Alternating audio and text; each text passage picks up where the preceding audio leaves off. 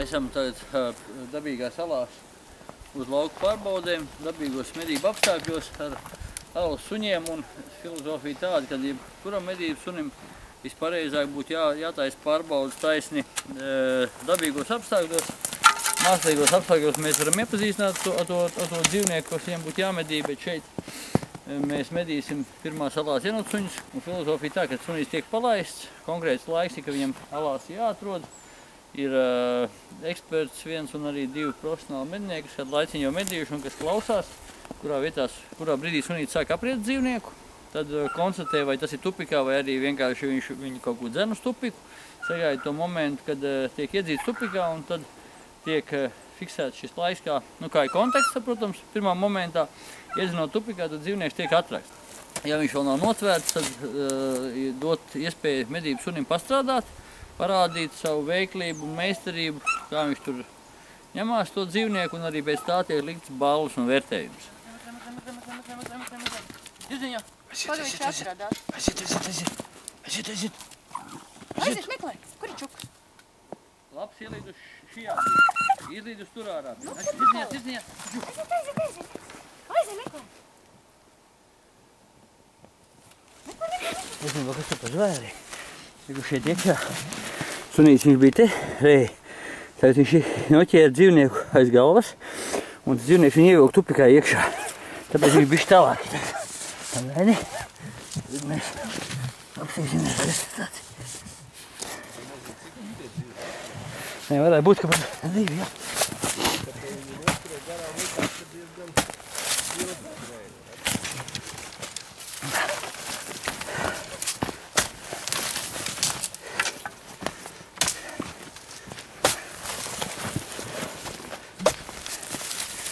Ielaidīsim pazemē gaisu mēs. Nu jau redzēt labāk. Parasti vajadzētu būt diviem jenotsuņiem. Redz viņu, jā. Iešu sunītim palīgā. Jātāt, lai neik uz lokā. Šis ir briesmīgais zvērs.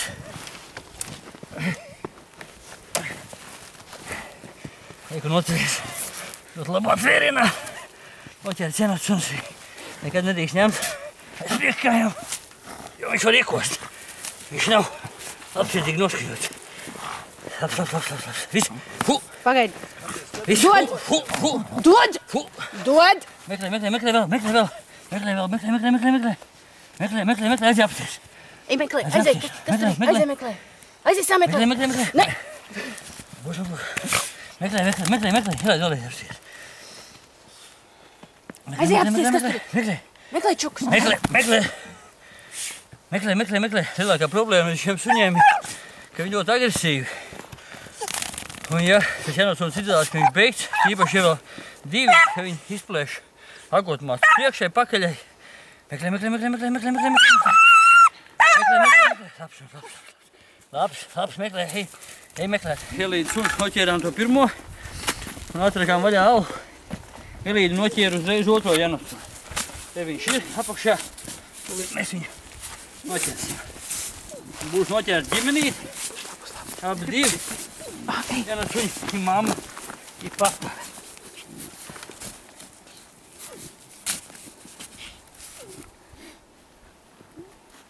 Eku jenotīga. Kādreiz alās ar savu saskrien 3, 4, 5. Pat jenotsuņi var būt alā.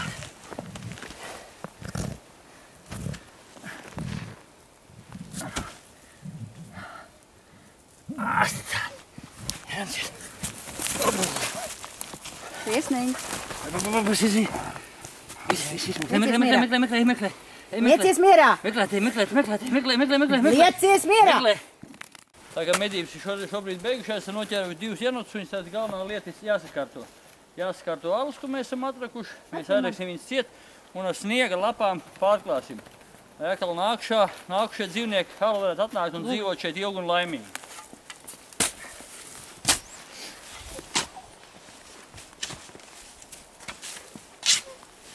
Nu, redziet, tagad mēs esam pabeiguši, aizrakuši visi, augšā uzmetuši lapas, sniegu un alus ir mazs sniedīšs sniega. Pēc pusstundas te būs viss balts un vairs nekādas medību pazīmes nebūs redzams.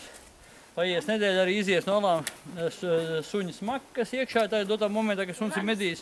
Un nāk šie jauni dzīvnieki un dzīvos ilgi un laimīgi. Lai zinātu, kā tas sunīts medībās strādā, ir tāda situācija, kad var lauku pārbaudas veikt dabīgos apstākļos, tas ir medībās. Šajās arī medībās mēs jums parādījām, kad iespējams ir alas suņiem, tas ir takšiem, jakterieriem, foksterieriem, veikt lauku pārbaudas, dotā momentā uz jenotu suni un uz lapus, kas notikās dabīgos apstākļos. Ir kritēriji tādi, kas obligāti jāievēro, tie pirmie. Alas nedrīkst būt dziļāks par metru, lai mēs varētu konstatēt un arī kontrolēt situāciju, ko tas sunīs tur mūsu alās dara. Jo ļoti bieži tā, kad uz tām lauku pārbaudēm atbrauc medību suņi, kas alās nekad nav bijuši. Tādā situācijā tas ir pat ļoti sarežģīti, jo ne saimnieks nezina, kā sunīts uzvedās, kā viņš tur reaģē uz tiem dzīvniekiem un kā arī viņam mainās tur balss un viss. Un tiek vērtēts, lai varētu mēs to sunītu novērtēt, mums ir jākonstatē fakts, kurā momentā viņš atrod to dzīvnieku, kurā momentā ir kontakts ar viņu vai ne, un tad ir jāklausās riešana, kā viņš viņu aprē, cik intensīvi, cik nikni viņš ņemās, cīnās un arī kā viņš tur aiztur viņu. Lai tas dzīvnieks neaiziet no vienu tupiku uz otru un konstatējot to momentu, ka viņš iedzins to dzīvnieku tupikāji, vai arī ir notvērts jau noturējis, tad tajā momentā tiek alas atrakts, kā jūs redzējāt šajā sižetā vai ne, un dzīvnieks arī atrokot, ja vēl notiek apriešana un cīņa to dzīvnieku, tad tādā momentā arī vēl var eksperti un arī suņu īpašnieks un arī pieaicinātie kolēģi var apstīties, kā tas sunīts uzvedās, kā viņš tur strādā, var konstatēt to situāciju pat pa sevi. Tādā gadījumā ir arī bez šī visa, bez tā alu dziļuma, vēl viena nopietna lieta ir arī laiks. Laikam, protams, jābūt bez vēja, nedrīkst būt kaut kāds vētra vai sniegs vai lietas, tādā gadījumā arī ļoti grūti dzirdēt, kas tur notiekās, vai ne, un viss tas medību process ļoti grūts. Jābūt arī diviem faktoriem, jābūt alām, kuras ir apdzīvotas, un otrais jābūt ļoti labiem arī laika apstākļiem.